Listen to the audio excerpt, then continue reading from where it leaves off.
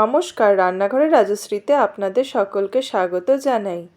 আজ আমি আপনাদেরকে বানিয়ে দেখাবো বেগুনের সাথে আলু দিয়ে পকোড়ার রেসিপি।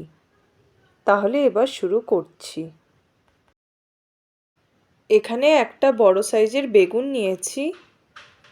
এবার বেগুনটাকে পাতলা পাতলা করে কেটে নেব।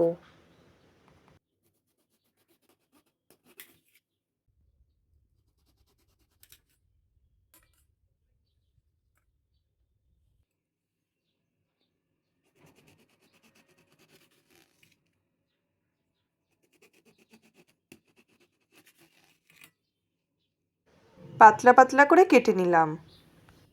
এবার পকোড়ার ব্যাটারটা বানিয়ে নেব। ছোট 1.5 বাটি বেসন নিয়েছি। এবার বড় 2 চামচ ময়দা আর 1 চামচ চালের গুঁড়ো দিয়ে দেব।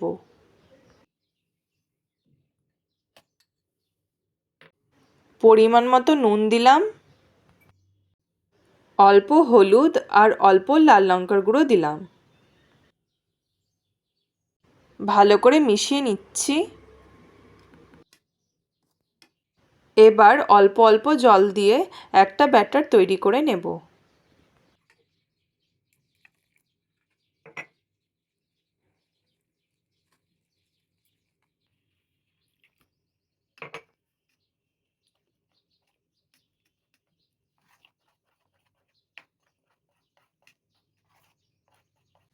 ব্যাটারটা ঠিক এরকম হবে, বেশি পাতলা বা বেশি ঘন হবে না। এবার এর মধ্যে অল্প পোস্ত আর অল্প সাদা তিল দিলাম।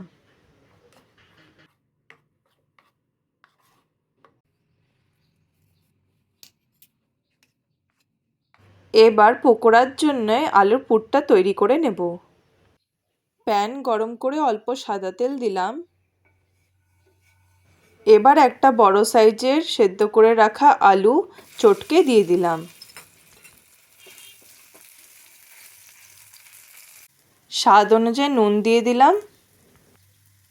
এবার 1/2 চামচ করে হলুদ গুঁড়ো, জিরে গুঁড়ো, ধনে গুঁড়ো আর লাল লঙ্কার গুঁড়ো দিয়ে দিলাম।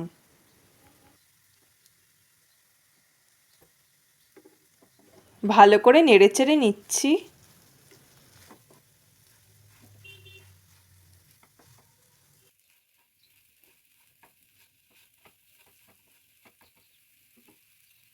এবার অল্প গরম মশলা আর কুচনো ধনেপাতা দিয়ে নামিয়ে নেব।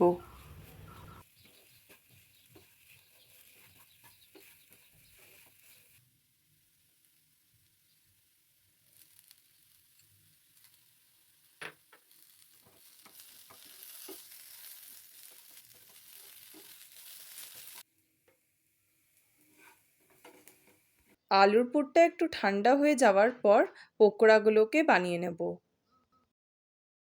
এবার ফ্রাইং প্যান গরম করে পরিমাণ মতো সাদা তেল দিয়ে দিলাম। এবার বেগুনের গায়ে হাত দিয়ে সামান্য ব্যাটার লাগিয়ে দিচ্ছি।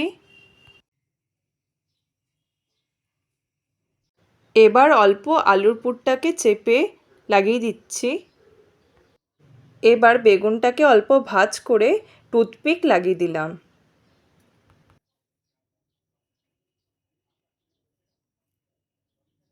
এবার ব্যাটারের মধ্যে চুবিয়ে নেওয়ার পর তেলে ভেজে নেব।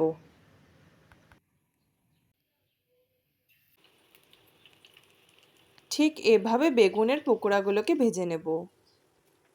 পকোড়াগুলো 2 পিঠ ভালো করে ভাজা হয়ে গেছে। এবার তুলে নিলাম। পকোড়াগুলি পরিবেশন করার আগে টুথপিকগুলো অবশ্যই ফেলে দেবেন। আমার এই রেসিপিটি ভালো লাগলে তাহলে প্লিজ লাইক আর সাবস্ক্রাইব করে দিয়েন।